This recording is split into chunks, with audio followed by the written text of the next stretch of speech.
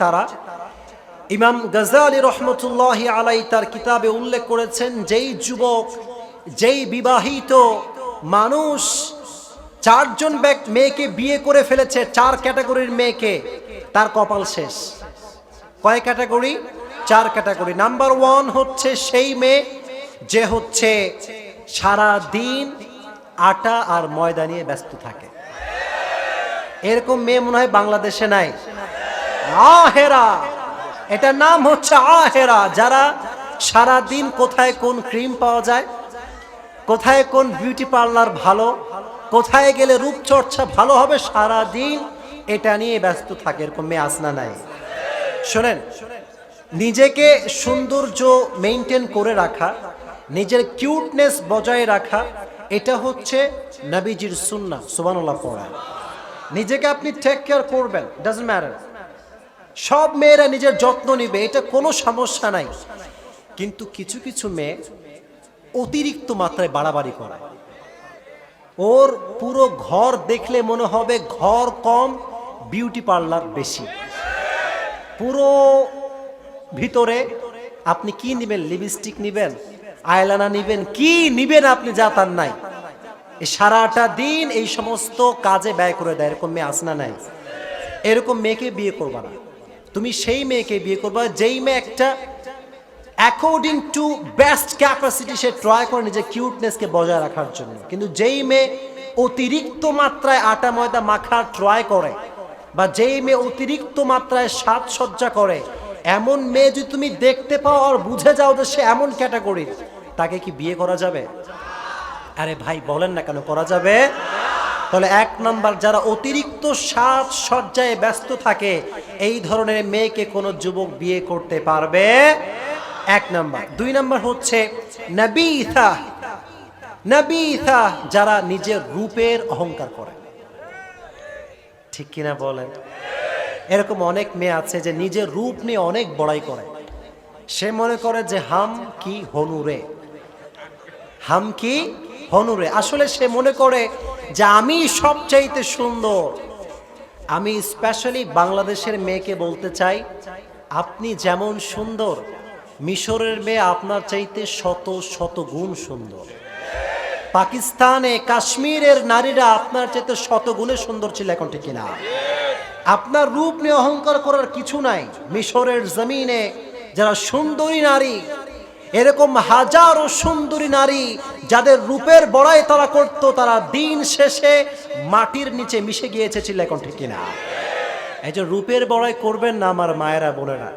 তাহলে কিছু কিছু মেয়ে আছে দেখবেন প্রিয় ভাইয়েরা, রূপের বড়াই করতে করতে করতে করতে বিয়ের বয়স পার হয়ে যায়, কিন্তু বিয়েই হয় না। ওই যে নিজেরে মনে করে হাম কি হনুরে, ওই যে আছে তারে মনে করে এ তো আমার যোগ্য না। কাউরে যোগ্য মনে করতেই চায় না, আজীবন সিঙ্গেল হয়েই মরতে হয়। এজন্য মা বোনদেরকে বলছি, রূপ নিয়ে কোনো প্রকার বড়াই করা যাবে। শোনেন, অহংকার একমাত্র একজনের চাদর, তিনি কে? কোনো মেয়ে তার রূপ নিয়ে বড়াই করতে পারবে না। এজন্য যুবক ভাইয়েরা খুবই সাবধান। বিয়ে করার সময় কোনো প্রকার যেই মেয়ে রূপের বড়াই করে তার কাছে ভুলেও যাবা না। ঠিক আছে ইনশাআল্লাহ? দুই নাম্বার। তিন নাম্বার হচ্ছে ওই সমস্ত মেয়ে যারা হচ্ছে মুত্তলিআহ। এমন কিছু মেয়ে যেই মেয়েরা দেখবেন কি করে জানেন? আমি কি বলে দিব সবাইকে আপনাদেরকে? আচ্ছা আগে রিপিট করি। এক নাম্বার গুণটা কি ছিল বলেন দেখি? অতিরিক্ত সাজসজ্জা। বলেন না কি? অতিরিক্ত সাজসজ্জা। দুই নাম্বার, যেই মেয়েরা কি করে? নিজের রূপের বড়াই করে। মনে থাকবে তো ইনশাআল্লাহ? তিন নাম্বার হচ্ছে ওই মেয়েরা যারা ছেলেদের নাকের ডগায় রশি লাগায় ঘোরায়। এরকম মেয়ে কি নাই প্রিয় ভাইয়েরা? আছে, আমি দেখেছি। আমার কাছে কত স্বামী যে আসে, এই যে পানির বোতল নিয়ে আসে, বলে হুজুর থোড়া পানি পড়কে দে দো कि मेरा जो वाइफ है जन्नत कम जहन्नम ज्यादा है। কিছু কিছু বউ স্বামীকে এত বেশি প্যারা দেয়, স্বামীর পুরো লাইফটা হেল করে দেয়। ছিল এখন ঠিক কিনা? এজন্য যখন বিয়ে করবেন, যেই মেয়ের দিমাগ একটু বেশি, নিজেকে খুব বেশি বড় মনে করে, আপনাকে ছোট চোখে দেখতে চায়, তার অ্যাটিটিউডটা এরকম যে সে নিজেকে বড় মনে করে, যুবকদেরকে ছোট মনে করে, এই ধরনের দেমাগী মেয়েকে বিয়ে করা, এই যুবক ডান পাশে সব মরা লোক বসে আছে, বিয়ে করা যাবে? তাহলে যেই মেয়েরা নিজেকে বড় মনে করে আর যুবকদেরকে নাকে ডগায় রশি দিয়ে ঘোরাবার অ্যাটিটিউড বিলং করে, এই সমস্ত মেয়েকে তোমরা কখনো বিয়ে করবা? 3 নাম্বার। 4 নাম্বার হচ্ছে, এটা শেষ করে দিব, 4 নাম্বার হচ্ছে সেই সমস্ত মেয়ে, আপনাকে রাগ করছেন নাকি? এই কথা জানার দরকার আছে না নাই? কিছু মেয়ে আছে দেখবেন ভেতরে এক, বাহিরে আর এক, আছে না নাই? উপরে ফিটফাট, ভিতরে, তবে সব মেয়ে একরকম না।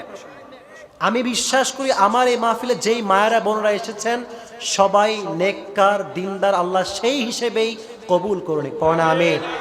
আল্লাহর কসম, কাউকে হার্ট করা উদ্দেশ্য না, কাউকে আঘাত করতে আমি এখানে আসি নাই। আমি বলতে এসেছি সঠিক কথা, এটা আপনাকে শুনে আমল করতে হবে, ঠিক কিনা? তাহলে 4 নাম্বার মেয়েদেরকে বলতে চাই, যুবকদেরকেও বলতে চাই, এমন মেয়েকে বিয়ে করা যাবে না যেই মেয়ে তোমার সামনে দেখায় একরকম, ভেতরে চরিত্র আর এক রকম, ঠিক কিনা? এরকম মেয়েকে ভুলেও বিয়ে করবা। দেখেন, আমি দেখেছি কিছু কিছু বউ আছে আর কি, কিছু কিছু মেয়ে আর কি, তারা স্বামী যখন সামনে আসে বলে, ওরে স্বামী রে, তুমি যে আমার কত কিছু দিয়েছো, আমি তোমার প্রশংসা কইরা শেষ করতেই পারো না, তোমারে পাইয়া আমি ধন্য। এটা স্বামীর সামনে বলে। আর যখন বান্ধবী আসে, এবার আসে মূল ক্যারেক্টার, এবার বলে যে আমার স্বামী আমার জীবনে কিছুই দেয় না, ঠিক কিনা বলে? এরকম কিছু কিছু মহিলা আছে আর কি, স্বামী আজীবন দেয়, আজীবন খাওয়ায়, আজীবন পড়ায়, আর লাস্টে গিয়ে বলে তুমনে মুঝে ক্যা দিয়া, তুমনে মুঝে ক্যা দিয়া, তুমি আমারে কিছুই দাও না। এরকম নাশুকরি মহিলা আছে না নাই? এজন্য যারা স্বামীর কৃতজ্ঞতা আদায় করে না, স্বামীর সামনে একরকম, ভেতরে আর এক রকম, এই ধরনের মেয়েকে বিয়ে করে কোনো যুবক কখনো শান্তি পেতে পারে? এজন্য আল্লাহ তাআলা আমাদেরকে এই 4টা গুণের মেয়ের থেকে বাঁচায় দিক, পড়না আমিন। আর এই 4টা বাজে গুণ থেকে আল্লাহ তাআলা মা বোনদেরকে হেফাজত করে দিক, পড়না আমিন। আল্লাহু আল্লাহু আল্লাহ।